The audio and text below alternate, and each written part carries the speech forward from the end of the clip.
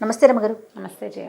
రమగారు, మీరు చెప్పే చాలా స్టోరీస్లో విచిత్రమైన పక్షులు, ఉమ్, అవి వింత వింతగా బిహేవ్ చేయటం, దానికి తోడు మనుషుల్లాగా మాట్లాడుకోవటం. నేను స్టోరీలు చెప్పేటప్పుడు ఇంట్లో చెప్పినా లేకపోతే ఎవరితోన్నా మాట్లాడుతున్నా కూడా ఇదిగో పలానా జంతువు ఇట్లా మాట్లాడింది, మేక ఎట్లా ఆడింది, కుక్క ఇట్లా ఆడింది అనగానే వెంటనే మా బుడ్డది పక్షులు మాట్లాడతాయమ్మా, వాటికి మాటలు వచ్చా, ఎలా మాట్లాడే, తెలుగు మాట్లాడతాయా, ఇంగ్లీష్ మాట్లాడతాయా అన్నప్పుడు నాకు ఈ టాపిక్ రేజ్ అయింది అనమాట. అసలు పక్షుల భాష ఏంటి రమ్మగారు? పక్షులు వాటి సొంత భాషే, పక్షుల భాషే మనుషులకు వచ్చు. పక్షులు రెండు మాట్లాడుకుంటున్నాయి, ఆ సౌండ్స్ విని మనిషికి తెలిసింది. నువ్వు కాశీ మజిలీ కథల్లో విన్నాము, అదే కదా. దానికి బోళ్ళంత పెద్ద కథ ఉంది. పక్షుల భాష, పక్షులది కూడా ఒక ప్రత్యేకమైన భాష. జంతువులకి జరగబోయేవి ముందే తెలుస్తాయి. అవును, అడవిలో సింహం వేటకు బయలుదేరంగానే పక్షులు అన్ని కామ్గా అయిపోతాయి. వాటికి తెలుస్తాయి, వాటికి తెలిసిపోతుంది, ప్రమాద సూచన తెలిసిపోతుంది. ఎక్కడైనా కార్చి చూస్తే ఒకదానికొకటి సంకేతాలు ఇచ్చుకుంటాయి. ఒక పక్షి పరిగెత్తుకుంటూ వచ్చి చెప్తుంది. జంతువులకి పక్షులకి వాటి భాష వాటికి అర్థమవుతుంది. ప్రమాద సూచిక, ఏ పరిస్థితిలో ఎలాంటి సౌండ్స్, ప్రత్యేకమైనది ఉంది. అదొక భాష ఉంది, అదొక శాస్త్రం ఉంది. ఆ శాస్త్రం మీద ఒక కథ కూడా ఉంది. రమగారు, నేను ఒక విషయం విన్నానండి, మీరంటే గుర్తొచ్చింది. పిల్ల కుక్క నాకు ఐడియా లేదు, పొయ్యిలో పడుకుంటే దానికి జరగబోయేది మొత్తం తెలుస్తుందని విన్నాను, కరెక్టేనా? ఏమిటో పల్లెటూళ్ళలో చెప్తారు, పొయ్యిలో పడుకోవటం అంటే ఏం తెలుస్తుందో దాని బాధ ఒకవేళ తెలుసు అనుకోపోతారు. అదేం చెప్పగలిగింది, అది మియావు అంటుంది. ఏమంటుంది? మియావు అంటుంది, అంతకంటే ఏమైనా అంటుందా? ఆ భాష రావాలి కదా. పిల్లులు వెచ్చగా ఉండటం కోసం పొయ్యిలో పడుకుంటాయి, దాలిగుంట్లో పడుకుంటాయి కుక్కలు. ఇప్పుడు ఏ పొయ్యిలో పడుకుంటాయి? మనకు పొయ్యిలు లేవు, పాడు లేవు. దాలిగుంట విన్నారా ఎప్పుడైనా? దాలిగుంట అంటే తెలుసా? మరి తెలీదు, ఎలా చెప్పాలి.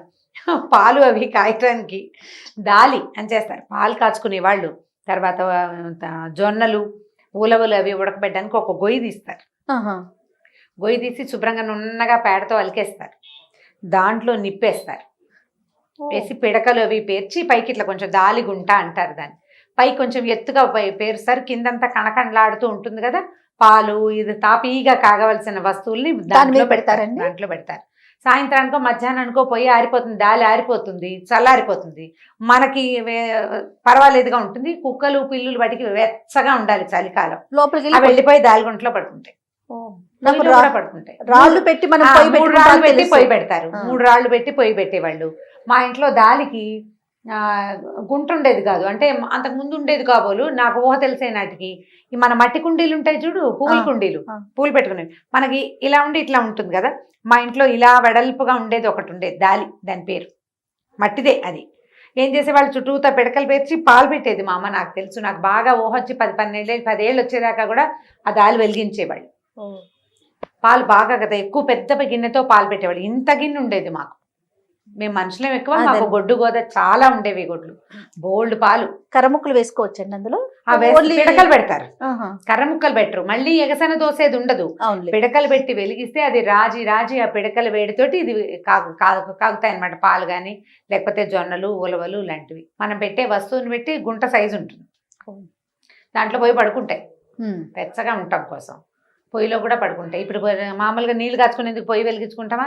మధ్యాహ్నానికి పొయ్యి ఆరిపోతుంది, స్నానాలు అయిపోతాయి.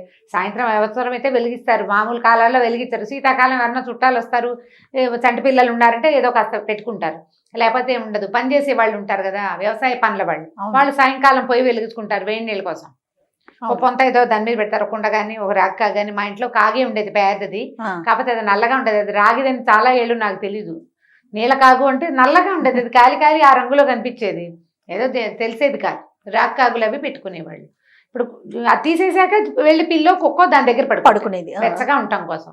దానికి జ్యోతిష్యాలు అవి వస్తాయని నేను అనుకోను, మరి నాకు తెలియదు. భవిష్యత్తు తెలుస్తుంది, జంతువులకి జరగబోయే ప్రమాదం, ఇప్పుడు సునామీ ఇలాంటివి వాటికి ముందుగానే తెలుస్తాయి. గాడిదలకు కూడా వాన వచ్చేది తెలుస్తుంది, అవి సంకేతం ఇస్తాయి. చాకళ్ళకి అంటే గాడిదల మీద బట్టలు వేసుకెళ్ళి వాళ్ళుగా. ఇప్పటి వాళ్ళకి తెలియవలే, ఇప్పుడు ఆ ప్రపంచం మారిపోయింది కదా. ఇది వరకు అయితే వాళ్ళు తెలుసుకునే వాళ్ళు, వాన వస్తుందని మర్నాడు చాకిరం వేసేవాళ్ళు కాదుట. దానికి ఊహ తెలిసిపోతుంది. కుక్కలు ప్రమాదాన్ని ముందే పసిగడతాయి, అవన్నీ తెలుసుకునేవి. అయితే ఈ పక్షుల శాస్త్రం సంగతి చెప్తాను. పూర్వం ఇది ఒక అరేబియన్ నైట్స్ కథ, వీటి మీద, ఈ పక్షి భాష మీద. ఏమిటి ఇది కథ? అరేబియన్ నైట్స్ ఒక వ్యాపారస్తుడు ఉండేవాడు. అయితే ఆయన పడవ మీద ఎక్కడికో వ్యాపారానికి వెళ్తూ తనతో పాటు ఉన్న ఒక 9-10 సంవత్సరాల తన కొడుకుని తీసుకెళ్ళాడట. ఆయనకి ఏంటంటే పిల్లాన్ని బాగా చదివించాలని కోరిక. ఏదైనా ఒక ప్రత్యేక శాస్త్రం నేర్పాలి. భార్యకి చెప్పి తీసుకుపోయాడు పిల్లాన్ని. తీసుకెళ్ళి వెళ్ళగా ఏదో ఒక అరేబియాలో ఒక ఊరు వెళ్ళారు, ఒక చోటకి వెళ్ళారు, ఓ దేశం సముద్రాలు దాటి వెళ్ళారు. వెళ్తే ఏమైంది, ఆ ఊళ్ళో ఏమైనా విద్యలు అవి ఇవి ఉన్నాయా, వింతలు విడుదలని నాన్న కొడుకు కలిసి తిరుగుతున్నారు. తిరుగుతుంటే ఒక పాఠశాల లాంటిది కనపడింది. అందులో ఒక పక్షుల తాలూకు శబ్దాలు చేస్తూ ఒక సౌండ్ వినపడింది. మనుషులు ఎవరు చిర్ప్ చిర్ప్ చిక్ చిక్ ట్రిక్ ట్రిక్ అంటున్నారు. ఆ ట్రిక్కి మీనింగ్ ఏమిటి, చిప్కి మీనింగ్ ఏమిటి చెప్తున్నారనమాట. ఇదేదో విచిత్రంగా ఉంది, ఏమిటో చూద్దామని ఆ నాన్న కొడుకు ఆ లోపలికి వెళ్ళారు. అక్కడ ఒక ముసలి ఫకీర్ ఒక ఆయన ఉన్నారు. ఆయన ఏంటంటే పక్షుల భాష పిల్లలకి విద్యార్థులకి నేర్పిస్తున్నాడు. పక్షి భాష, పక్షి ఎడమవైపుకు పరిగెడితే ఏమవుతుంది, కుడివైపుకు పరిగెడితే ఏమవుతుంది, ఏమిటి దాని ఉద్దేశం, అది చెప్పదలుచుకుంటుంది, ఏం చెప్తుంది అనేది చక్కగా శాస్త్రం ప్రకారం నేర్పిస్తున్నాడు. ఈయనకి చాలా సంతోషం వచ్చింది. అబ్బో ఎంత బాగుంది, మన పిల్లాడు కూడా నేర్పించాలని. అయ్యా నేను ఫలానా దేశం వాడినండి, వ్యాపారానికి వచ్చాను, ఇదిగో మా పిల్లాడు, వీడు చాలా బుద్ధిమంతుడు, చదువుకోవాలనుకుంటున్నాడు, నాకు కూడా చదివించాలనుంది, మీకు బోల్డ్ ధనం ఇస్తా, నా దగ్గర చాలా డబ్బు ఉంది, మా పిల్లాడికి పక్షి భాష నేర్పించండి అన్నాడు. సరే ఆయన ఒప్పుకున్నాడు. 6 ఇంతంత బ్యాగులతోటి ధనపు సంచులు తెచ్చిపెట్టాడు. పెద్ద పెద్ద బ్యాగులు తెచ్చిపెట్టాడు ఆయన, వ్యాపారస్తుడు. తెచ్చిపెట్టి పిల్లాడిని ఆయనకు అప్పచెప్పాడు. పిల్లాడి చక్క బుద్ధిమంతుడు, ఉంచుకున్నారు. ఇతను కాస్త వెళ్ళిపోయాడు. నేను మళ్ళీ తిరిగి మా ఊరు వెళ్ళేటప్పుడు తీసుకెళ్తానండి, అప్పటిదాకా మీ దగ్గరే ఉంచుకోండి, మా పిల్లాడి బాధ్యత మీదేనన్నాడు. ఇంకేముంది, పాఠశాలలో ఉండిపోయాడు. వాడు అక్కడే తింటూ అక్కడే తిరుగుతూ అక్కడే చదువు నేర్చుకున్నాడు అనమాట. ఈ వెళ్ళిన ఆయన ఒక 2 ఏళ్ల పాటు వ్యాపారంలో మునిగిపోయాడు. తర్వాత ఈ ఊరికి దారి మర్చిపోయాడు. అయ్యో, వ్యాపారంలో పడిపోయాడు, దారి గుర్తులేదు. సరే ఏమైంది, ఇంకా అట్లా అట్లా కొన్నాళ్ళు తిరిగిన తర్వాత ఇంటి దారి పట్టేశాడు. పిల్లాడి మాట జ్ఞాపకం లేదు. వ్యాపారంలో అంత డబ్బు పిచ్చలో పడిపోయాడు, బాగా సంపాదించాడు. ఇంటికి వెళ్ళేసరికి భార్య అడిగింది, ఏమండి మన పిల్లాడు ఏడియన్. ఇప్పుడు ఏం చెప్తాడు, మర్చిపోయానని చెప్పకుండా, అయ్యో మన పిల్లాడు చాలా కష్టం వచ్చింది, సముద్రంలో పడిపోయాడు దారిలో అని చెప్పాడు. భార్య బోబ నేర్చింది. అయ్యో లేక కలిగిన పిల్లాడు, మళ్ళీ పిల్లలన్నా లేరు, ఇట్లా పోయాడే అని 6 రోజులు కంటికి మంటికి ఏకధారిగా ఏడ్చింది. తర్వాత మెల్లిగా భార్యను సముదాయించేశాడు. ఒక 2-3 ఏళ్ళు ఇక్కడే ఉన్నాడు సొంత ఊళ్ళో. అప్పట్లో వ్యాపారాలు అవి అట్లా చేసేవాడు. తర్వాత ఏమన్నాడు, ఏమే నేను మళ్ళీ వ్యాపారం చేసుకొస్తానన్నాడు. ఇంకెందుకు, పిల్లాడన్నా లేడు, ఇప్పుడు బాగా సంపాదించుకొచ్చావు, మళ్ళీ ఎందుకు అని ఆవిడ చెప్పినా ఆయన వినలా, ఒప్పుకోలేదు. కాదు నేను వెళ్తా, నాకు చాలా సరదాగా ఉంది, ఎంతో సంపాదించుకొచ్చావు, ఈసారి వెళ్తే ఇంకా సంపాదిస్తాం, సూపర్ అన్నాడు. సూపర్గా సంపాదించుకొస్తానని భార్యని ఒప్పించాడు. సరే ఆవిడ ఏదో పని వాళ్ళని పెట్టుకుని ఇంట్లో ఉంటానంది. ఆయన మళ్ళీ బయలుదేరాడు. ఈసారి ఏమనుకున్నాడంటే, మనం మొదటిసారి దారి మర్చిపోయాం, ఫస్ట్ టైం వెళ్ళిన సరంగుని పట్టుకుంటే ఆ ఊరు వెళ్ళి ఆ పాఠశాల ఎక్కడుందో వెతుక్కుని వెళ్దామని చెప్పి కొడుకుని వెతకడానికి వెళ్ళాడు. 10 సంవత్సరాలకి 12 ఏళ్ళ పిల్లాడిని వదిలిపెట్టాడు. 10 సంవత్సరాలు అయింది అంటే 22 ఏళ్ల పిల్లాడైనా ఉంటాడా, 22 ఏళ్ల వాడు. సరే ఏమైంది, మెల్లిగా ఆ ఊరు వెళ్ళాడు. వెతుకుంటూ ఇట్లా పాఠశాల ఒకటి ఉండాలి, ఒక మసీదు పక్కనే పాఠశాల అని వెతుకుతూ వెళ్ళాడు. వెళ్ళేసరికల్లా మా పాఠశాల ఉంది, శబ్దాలు వినపడుతున్నాయి, ఎవరో పాఠం చెప్తున్నారు. చూస్తే లోపల కుర్రాడు కూర్చుని ఉన్నాడు. ఇదివరకు వృద్ధ ఫకీర్ ఒక ఆయన ఉండేవాడు, ఇప్పుడు ఆ ప్లేస్లో ఆయన లేడు. ఇతన్ని ఎవరు గుర్తుపడతారు, ఈయన గుర్తుపట్టరు కదా. సరే ఈయన వెళ్తే ఫకీర్ గారు ఏంటంటే, ఫకీర్ గారు బయటికి వెళ్ళారండి అన్నాడు. కుర్రాడు మహాముచ్చటగా ఉన్నాడు, బాగున్నాడు, వాడే పాఠం చెప్తున్నాడు. కాసేపు అయ్యాక ఈయన అక్కడే కూర్చుని ఉన్నాడు. ఆ ఫకీర్ వస్తే అడుగుదామని ఆయన వచ్చాడు. ఆయన వచ్చి, బాగున్నారా, ఇన్ని సంవత్సరాల తర్వాత వచ్చారు, ఏమిటి అని కనుక్కుని, మీ అబ్బాయిని గుర్తుపట్టలేదా, ఈ పాఠం చెప్పేవాడు మీవాడేనన్నాడు. వాడు ఉన్న విద్యార్థుల్లో గట్టివాడిని ఎంచి ఇవన్నీ మిగిలిన వాళ్ళకి పాఠం చెప్పమని చెప్పేళ్ళాను, ఈ అబ్బాయే మీ అబ్బాయి అనేసరికి ఆయన ఆనందపడిపోయాడు. అమ్మో నా పిల్లాడు ఎంత పెద్ద అయిపోయాడు, ఎంత వాడైపోయాడు అని కావలిచ్చుకున్నాడు కొడుకుని. మౌలవి గారికి ఇంకో 6 సంచులు సమర్పించి ఆయనకి, ఆ ఫకీర్కి చాలా సంతోషం అని ఆ గురువు గారికి దండం పెట్టి, పిల్లాడు కూడా 10 ఏళ్ళుగా అలవాటైపోయింది అక్కడ ఉంటాం, ఆయన వదిలేయటానికి కొంచెం దిగులు పడుతూనే వెళ్ళాడు. తండ్రి కొడుకు బయలుదేరారు. ఇప్పుడు ఇతను వచ్చేటప్పుడు అందరికీ చెప్పాడు, మా పిల్లాడిని పక్షి భాష నేర్చుకోవడానికి ఒక చోట పెట్టానండి, అక్కడి నుంచి మళ్ళీ బయలుదేరాక మా వాడు పక్షి శాస్త్రం నేర్చుకున్నాడని అదని ఇదని చెప్పాడు. అందరూ ఓహో అన్నారు. సరే ఏమైంది, వీళ్ళు ప్రయాణ మధ్యలో ఉండగా ఒకసారి ఈయన వచ్చి బయట చక్కగా ఈ డెక్క మీద కూర్చుంటారు కదా పడవల్లో, పెద్ద పెద్ద షిప్పులు కదా అవి, అక్కడ కూర్చుని ఉంటే 2 పక్షులు ఏదో మాట్లాడుకుంటున్నాయి. కిచకిచ అంటున్నాయి. ఆ తెరచాప ఉంటుంది, ఆ కట్టిన దగ్గరే ఉన్నాయి. అయితే ఆయన అట్లా విని అబ్బో మనకు అబ్బాయి ఉన్నాడు, వాడికి పక్షిశాస్త్రం బాగా తెలుసు, వాడిని పిలుద్దామని వాడిని కేకేశాడు. అబ్బాయి వాళ్ళు అవి రెండు ఏం చెప్పుకుంటున్నాయో చెప్పరా అంటే మాట్లాడలే అబ్బాయి, చెప్పలేవాడు. చెప్పపోయేసరికి ఆ పక్కన ఉన్నాయని అన్నాడు, ఏంట్రో ఇన్ని సంవత్సరాలు చదివాయించానన్నా మీ వాడికి చదవాయింపు ఏమీ లేనట్టుంది, ఏమీ రాలేదన్నాడు. అనేసరికి ఇక ఒక్కొక్కళ్ళు వచ్చారు పక్కపక్క నవ్వుతూ, 15 ఏళ్ళు వృధా చేశాడు, మీ వాడు మీసాలు పెంచాడు కానీ ఇంకేం పెరగలేదు, వాడికి చదువు రాలేదు, అది రాలేదు, తలా ఒక మాట అన్నారు. వాళ్ళు నాన్న నాయన నా పరువు నిలబెట్టరా, అవి ఏం మాట్లాడుకుంటున్నారో చెప్పాలిరా నువ్వు, వీళ్ళందరూ చూడు నిన్ను నన్ను కూడా ఎక్కిరిస్తున్నారా, 6 మూటలు ముందు ఇచ్చా, 6 మూటలు తర్వాత ఇచ్చా, 12 మూటలు ఇన్ని సంవత్సరాలకు నేను డబ్బు ఇచ్చి నేను చదువుకు పెడితే నువ్వు చివరికి ఇట్లా చేస్తావా, చెప్పునైనా అని అడిగాడు. కుర్రాడు అన్నాడు, కాదు నాన్న, నాకు రాకపోవటం కాదు, ఆ చెప్పే మాటలు వింటే మీకు కష్టం తోస్తుందేమోనని చెప్పట్లేదు నాన్న నేను అన్నాడు. ఏం కష్టం తోచదు, నీకు అర్థమైంది, ఏం అర్థమైందో చెప్పమన్నాడు. నేను రాజవుతాంట, మీరు నా దగ్గర సామాన్లు మోసేవాడు అవుతారని పక్షులు అంటున్నాయి నాన్న అన్నాడు. అనేసరికి ఈయనకి పళ్ళు కొరుక్కున్నాడు. ఈయనకి ఏం చేయాలో తెలియదు, పరువు పోయినట్టు అయిపోయింది కదా నలుగురు. ఈ మిగిలిన వాళ్ళంతా నిశ్శబ్దంగా ఉండిపోయి ఎవరి దారిని వాళ్ళు వెళ్ళిపోయారు. ఏమిటో వీడు చదువు విచిత్రంగా చెప్తున్నాడు. ఆయన ఇదంతా నిజమేనా అని అడిగాడు. అక్షరాల నిజానన్న, పక్షులు రెండు అవే మాట్లాడుకుంటున్నాయి, అవునా కాదా అని పైకి తిరిగి చిప్ చిప్ చిప్ అని శబ్దం చేశాడు. అవి రెండు అవును అని రెక్కలాడించి వెళ్ళిపోయింది. అంటే అది అక్షరాల నిజం. దాంతో ఈయన కొళ్ళు మండిపోయింది. 10 ఏళ్ల తర్వాత నేను తీసుకొస్తే వీడు రాజు అవుతాట, నేనేమో సామాన్లు మోసే కూలీ అవుతానా, ఈ పడవ నాది, కోట్ల కొద్దీ సంపాదించాను నేను, 12 సంచులు అవలీలగా ఒక గురువు దగ్గర పారేశానంటే నా దగ్గర ఎన్ని సంచులుంటే నేను పారేస్తాను, నేనెందుకు బరువులు మోసేవాడిని అవుతాను. వీడిప్పుడు నేను తీసుకెళ్తుంటే ఆ గురువు పాఠశాల నుంచి వచ్చాడు, అక్కడ బీద పిల్లలతో పాటే ఉన్నాడు వీడెట్లా రాజు అవుతాడు, నా కొడుకు రాజు అవటం ఏమిటి, ఇలా ఆలోచించుకుని ఇక మండిపోతోంది లోపల. ఇప్పుడు విన్న వాళ్ళందరూ రేపటి నుంచి మీ వాడు రాజయ్యాడా నువ్వు బరువులు మొత్తం అలా అంటారు. ఆ చిన్నతనాన్ని తట్టుకోలేకపోయాడు ఆయన. ఏం చేశాడంటే, కుర్రాడు మంచి నిద్రలో ఉండగా ఒక పెద్ద సామాన్ల పెట్టెలో సామాన్లన్నీ తీసేసి కుర్రాడిని అలాగా ఎత్తి అందులో పడుకోబెట్టి పెట్టెని సముద్రంలో పడేసాడు. పడేసి ఇంటికి వెళ్ళిపోయాడు. ఇంటికి వెళ్ళిపోయేసరికల్లా తీరా ఏమనుకున్నాడు, ఇంటికి వెళ్ళి భార్యకి పిల్లాడిని ఇచ్చారు, సముద్రంలో పడిపోయాడని చెప్దాం అనుకున్నాడు. నేను ఇదివరకు మాట వరుసకు చెప్పాను, ఇంకేం చెప్పడానికి లేక ఇప్పుడు అదే నిజమైపోయిందని అనుకుంటూ పోయాడు. తీరా వెళ్తే ఇంటికి వెళ్తే ఇల్లు ఏముంది, అక్కడ మన్ను ఏమీ లేదు, ఇల్లంతా కాలిపోయింది అతనికి. ఆ భార్య ఎక్కడో శల్యావశిష్టంగా బతుకుంది, ఒళ్ళంతా కాలిపోయిన స్థితిలో. ఇల్లు మొత్తం తగలబడిపోయింది. అతను ఎప్పటి నుంచో దాచిపెట్టుకున్న ఎంతెంతో డబ్బు, తాతల నాటి సమస్తమైన డబ్బు అన్నీ, చిన్న దూదు పరుపు కూడా మిగలకుండా మొత్తం పరశురామ ప్రీతి అయిపోయింది, కాలిపోయింది. సరే ఆవిడ ఎక్కడో ఎవరింట్లో తలదాచుకుంటుందని అక్కడికి వెళ్తే అసలు గుర్తుపట్టేలాగా కూడా లేదుట, మాసిపోయి ఆవిడ. ఇది కాలిపోయింది. మరి అయ్యో ఏమిటో ఇలా అయిపోయామంటే ఆవిడ వల్ల ఏడ్చింది. మన అబ్బాయి లేడంటే అబ్బాయి లేడు, సుబ్బాయి లేడు. ఇక ఇద్దరు కలిసి అలా ఉన్నారు. ఈ లోపల ఏమైంది, ఈ ఇంటి దగ్గర ఈ వస్తువులన్నీ పోయినాయా. ఇప్పుడు అతను కొత్తగా తెచ్చిన డబ్బు, ఎంతో డబ్బు అతను తేలేదు ఈసారి ప్రయాణంలో. ఎందుకంటే కొంత డబ్బేమో అక్కడ ఇచ్చేసాడు, కొంత డబ్బు ఇచ్చేసాడు. ఇక్కడ ఏం పెద్ద వ్యవహారం, ఇక్కడున్న అప్పులు పాతవి ఏవో వ్యవహారాలన్నీ తీర్చుకోవాలా, వాళ్ళవి వీళ్ళవి కొన్ని సామాన్లు వీళ్ళ దగ్గర ఉన్నవి, కొంతమందివి సామాన్లు తన దగ్గర పెట్టుకుని కొంతమందికి అప్పులు ఇచ్చాడు. సామాన్లు పోయినాయి, బయట నుంచి డబ్బేమీ రాదు ఇంకా. దాంతో ఇతను క్రమంగా ఇతని ఆస్తి దిగనాసిల్లిపోయింది. రెండోది ఏమిటంటే, కొడుకుని తనే చేతులతో చంపేశానన్న భావన అతన్ని కుంగదీసేసింది. పిల్లాడినైనా తెచ్చుకుని ఉంటే ఈ సమయంలో ఆసరాగా ఉండేది కదా, పొరపాటు చేశాను అనిపించేసింది. ఇక డల్గా అయిపోయాడు. ఇంతలో అక్కడ ఏమైంది, సముద్రంలో పడేశాడా, ఆ పెట్టె తేలుకుంటూ పోయి ఒక పల్లెటూరు చేరింది.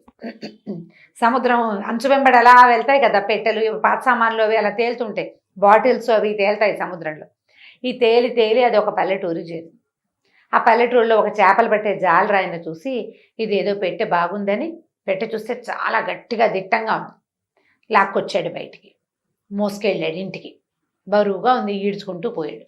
ఈడ్చుకుని వెళ్ళిన తర్వాత ఏమైంది, భార్య తను కలిసి ఆ పెట్టె పగలగొట్టారు.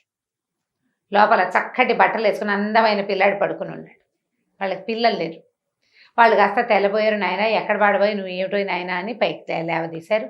అయ్యో ఎంత కష్టం వచ్చింది నీకు అని దగ్గర కూర్చోబెట్టుకుని వాడికి అన్నం సున్నం పెట్టి కాస్త చక్కగా దగ్గర కూర్చొని చూసుకున్నారు. బాగా చూసుకుంటే ఇతను ఏమన్నాడు, మీరు ఇక నన్ను పెంచుకోండి, మీరు నాకు పెంపుడు తల్లిదండ్రులుగా ఉండండి అని అడిగాడు. ఆ పెట్టెని పగలేసి ముక్కలు చేసేసి, పెద్ద పెట్టె కదా, చేసి చక్కగా వంట చేసుకున్నారు వాళ్ళు. అక్కడి నుంచి ఇతను ఏం చేశాడంటే మంచి బట్టలు కట్టుకుని ఉన్నాడు కదా, చాలా ఖరీదైనవి, దానికి ఉన్న గుండీలు కూడా వజ్రాలేట, బాబా మెడకేమో ముత్యాలతో పనితనం చేస్తుంది, వర్క్ చేస్తుంది అనమాట, ముత్యాల వర్క్. అవి చొక్కా బుడదీసి ఇది ఎక్కడైనా శుభ్రంగా అమ్మి డబ్బులు పెట్టుకురా నాన్న, మన ఇద్దరు మనం హాయిగా ఉందామని చెప్పి, నేను ఇంకా పేద బతుకైపోయింది నాది, నేను ఇంకా ధనవంతుడి కుమారుని కాను, ఒక పేద జాలరివాడి కుమారుణ్ణి, కాబట్టి బట్టలు అమ్మేసే, నేను కూడా మీతో పాటు పేద బట్టలే కట్టుకుంటాను, ఈ వదిలి లాల్చి పైసమా వేసుకుని ఆ బట్టలు తీసి ఇచ్చేసాయి. ఆ బట్టలు అమ్మేశారు. అమ్మేసుకుని కొంత ధనం తెచ్చుకున్నారు. చుట్టుపక్కల అందరూ చెప్పుకున్నారు, వీళ్ళకి ఎన్ని సంవత్సరాలుగానో పిల్ల జల్లా లేరు, కానీ ఒక లక్షణమైన పిల్లాడు మాత్రం భలే దొరికాడు, వీళ్ళ ఇబ్బందులు తీర్చడానికి వచ్చాడు, భగవంతుడు ఇచ్చిన ఫరిష్తా వాడని చెప్పుకున్నారు. ఆ ఊళ్ళో అందరికీ తెలిసింది. అయితే ఆ ఊర్లో ఆ రాజుగారికి ఒక విచిత్రమైన సమస్య వచ్చింది. ఏంటంటే ఈయన సభ తీరుస్తాడట రోజు, ఒక 3 పక్షులు వస్తాయిట ఎక్కడి నుంచో వచ్చి, ఆ 3 పక్షులు ఏదేదో అరుస్తాయి పైన, ఎంతసేపో అరిచి చివరికి రాజుగారికి బట్టతలు ఉందట బ్రహ్మానందంగా, మామూలుగా లేదు, బ్రహ్మాండంగా ఉంది. ఆ బట్టతల మీద ఏమైనా తెచ్చి పడేసిపోతున్నాయి, రెట్టేస్తాయి, లేకపోతే దుమ్ము రాలుస్తాయి, ఏ గడ్డి పరకలో తెచ్చి అక్కడ పారేస్తాయి. ప్రతిరోజు ఆ కిచ గోలలో సభాసదులు ఏం చెప్తున్నారో ఆయనకు వినపడేది కాదు, అవి వెళ్ళేవి కాదు అవతలకి. ఇలాంటివి వస్తుంటాయి అప్పుడప్పుడు. ఈ రాజుగారికి విసుగు పుట్టిపోయింది. వీళ్ళని అడిగాడు, అసలు ఈ పక్షులు ఎందుకు వస్తాయి, అదేమో ఓపెన్ టాప్, ఎందుకు వస్తున్నాయి, పోనీ అవి ఏమిటో కిచకిచమంటాయి, ఏం చెప్తున్నాయి, ఈ రోజు నా నెత్తి మీద ఏదో ఒకటి ఎందుకు పడేస్తాయి అంటే, ఇక గడిచిందే ఇన్ని రోజులు గడిచినా రాజుకి ఈ సమస్య తీరలే. ఆయన ప్రధానమంత్రిని కేకేసి ఏం చెప్పాడంటే, వారం తిరిగే లోపల ఈ సమస్యకి సమాధానం చెప్తావా, తలకాయ ఎగరేయమన్నావా అనేది, లేదా ఎవడైతే ఈ సమాధానం చెప్తాడో దీనికి వాడికి అర్ధరాజ్యం రాసిస్తాను అని చెప్పేసరికి ఈ ప్రధాని ఇప్పుడు తన మెడబోతుంది, లేదా అర్ధరాజ్యం ఇవ్వాలి, ఏం చేయాలి అని ఆలోచిస్తూ ఉండగా ఆ చుట్టాలు ఆయన ఎవరో వచ్చి, మన ఈ నదీ తీరంలో ఒకళ్ళు ఉన్నారు కదా ఆ బెస్తవాళ్ళు, వాళ్ళకు ఒక పిల్లాడు దొరికాడు, ఇట్లా 20 ఏళ్ళ వాడు భలే తెలివైన వాడు, చాలా బాగా మాట్లాడతాట అంటే, ఏమిటో అది చూద్దాం, సముద్రంలో కొట్టుకొచ్చిన పిల్లాడు ఎవరో చూద్దాము, వాడెవడో ఫరిస్తా అని చెప్పుకుంటున్నారని ఈయన పోయి అక్కడికి వెళ్ళాడు ప్రధానమంత్రి. వెళ్ళేసరికల్లా వీడు మాట్లాడుకున్నారు, ఎక్కడి నుంచి వచ్చావు, అక్కడి నుంచి వచ్చావు, నువ్వు అది ఇది అని అడిగితే పక్షిశాస్త్రం తెలుసని తెలుసుకున్నాడు. అయితే మా రాజుగారికి ఒక పెద్ద సమస్య ఉంది నాయనా, వారం రోజుల్లో నా తల ఉండేలాగా లేదు అన్నాడు. ఈ కుర్రాడికి తెలుసు, ఆయన నడిచొస్తుంటే ఆయన పైనుంచి వస్తున్నటువంటి కాకి కేకలు పెట్టిందనమాట, వారం రోజుల్లో ఈయన తల పోతుందని ఈ కుర్రాడికి తెలియజేసింది. మీకు తల లేనట్టుందే అన్నట్ట వీడు. అనేసరికి నీకు ఎట్లా తెలిసింది ఏంటంటే, నాకు పక్షి భాష తెలుసు అని చెప్పేసరికి అలా సరే ఆయన ఏమన్నాడు, ఇట్లా రాజుగారికి సమస్య ఉంది, అర్ధరాజ్యం రాస్తారు, నువ్వు ఏదైనా ప్రయత్నం చేయమన్నాడు. అయితే సరే ఒప్పుకున్నాడు. కుర్రాడు మర్నాడు వచ్చేసరికల్లా రాజు, ఇంతమంది ఉన్న వాళ్ళు ఎవరికి తెలియదు, ఈ కుర్రాడు ఎవడో ఎక్కడి నుంచి వచ్చిన వాడికి ఏం తెలుస్తుంది అని భావించాడు. సరే సమాధానం సరిగ్గా రాకపోతే తలకాయ నరికేస్తామన్నాడు. రెడీగా ఉన్నాడు కుర్రాడు, వాడికి తెలుసు. సరే సభ తీర్చారు, పక్షులు వచ్చినాయి, పైకి విని అంతా విన్నాడు కుర్రాడు. ఏమంటున్నాయో చెప్పన్నాడు. 3 పిట్టలు వచ్చాయి కదా, అందులో ఒకటి ఆడపిట్ట, 2 మగ పిట్టలు. ఓహో. ఒకటి తూర్పు దేశం నుంచి వచ్చిన పిట్ట, ఒకటి 2 పిట్టలు పడమర దేశం, ఆడ మగ, అవి 2 ఇక్కడ ఉండేవి. అయితే ఏమైంది, 2 పడమర నుంచి ఇప్పుడు మళ్ళీ వచ్చింది, ఆ పిట్ట ఎక్కడికో వెళ్ళిపోయి వచ్చింది. ఇది ఒక పిట్ట ఇందులో ఈ పక్షికి మొదట జతగట్టింది. ఇది తన సొంత దేశం వెళ్ళిపోయింది, ఇక్కడ కాకుండా వెళ్ళిపోయేసరికల్లా ఒంటరిగా ఉండి ఆ పక్షి ఏం చేసింది, ఇక్కడ లోకల్గా ఉన్న ఒక పిట్టతోటి ఫ్రెండ్షిప్ చేసింది. వీళ్ళిద్దరూ కలిసి 2 సార్లు గుడ్లు పెట్టిన తర్వాత ఆ పాత పక్షి వచ్చేసింది. ఇప్పుడు వీళ్ళు కొట్టుకుంటున్నారు. దాని మొదటి మొగుడు వచ్చాడనమాట, పక్షి తాలూకు మొదటి భర్త వచ్చాడు. న్యాయం చెప్పు, నేను వీళ్ళిద్దరిలో ఎవరితోటి ఉండాలి అని అడుగుతోంది ఆడపక్షి. ఇది నిజమా కాదా అంటే, పక్షులు వచ్చి కూర్చోండి అని చెప్పాడు. 3 పక్షులు వచ్చి కూర్చున్నాయి మాట్లాడకండి అంటే నిజమేనమాట. అప్పుడు రాజుగారిని న్యాయం చెప్పమన్నారు. రాజుగారు న్యాయం చెప్పమంటే రాజుగారు ఏం చెప్తాడు న్యాయం, రాజుగారు నేను చెప్పలేను, నువ్వే చెప్పు సమాధానం అన్నాడు.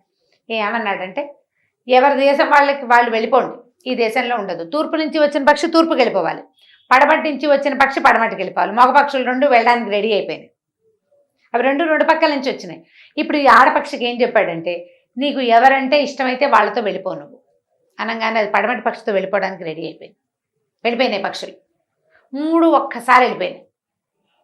ప్రజలంతా జయ జయధ్వానాలు చేశారు. ఎంత సింపుల్గా మాట వినిపించేశాడు, చిరుపు చిరుపు అని శబ్దం చేస్తూ వీడు ఓహో అన్నారు. ఓహో అన్నాక, రాజా మీరు సంతకం పెట్టండి అని చెప్పారు. అర్ధరాజ్యం సంతకం పెట్టడం ఇష్టం లేదు ఆయనకి. దీనికి డబ్బులు ఇవ్వాలా, దీనికి మనం ఆ రాజ్యం ఇవ్వాలా అనిపించింది. అయితే ఈ అబ్బాయి అన్నాడు, మీరు మొదట ఒక మాట ఒప్పుకున్నారు, ఒప్పుకున్న ప్రకారం చేసి తీరాలి. మీరు మెడ నరికేస్తానన్నారు, నేను ఒప్పుకున్నా కదా. ఒకవేళ ఈ పక్షులు కనుక నా మాట వినకపోయి ఉంటే మీరు నా మెడ నరికేవారు. అందులో ఏమైనా వెనక్కి తీసేది ఉందంటే వెనక్కి తీసేది లేదు. మరి రాజ్యం ఇవ్వడానికి వెనక్కి తీస్తే ఎట్లా అనేసరికి ఆయన ఒప్పుకోలేదు. ఆయన నచ్చలేదు, నేను ఆలోచిస్తానన్నాడు. అనేసరికి కుర్రాడు అన్నాడు, అలా కాదు, మీకు పక్షులు సత్తా ఏంటో చూపిస్తానన్నాడు. ఆకాశం వైపు తిరిగి పైకి తలకాయ పైకెత్తి 2 చేతులు పైకెత్తి ఏవో శబ్దాలు చేశాడు. ఒక అరగంటలో మబ్బు వచ్చేసిందట పైన. వాన వచ్చేలాగా ఉందంటే కుర్రాడు పక్కపక్క అనమాట. వాన కాదు, సరిగ్గా చూడండి ఏమొస్తున్నాయని.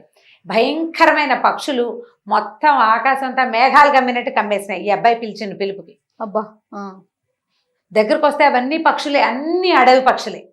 వీడు పిలిచిన పిలుపులు వినేసి వచ్చేసినాయి అవన్నీ. దూరం నుంచి చూస్తే మబ్బల్లే కనపడుతుంది, దగ్గరకు వస్తే పక్షులు. అన్ని పక్షులు మొత్తం ఊరంతా మేఘావృతంగా అయిపోయింది.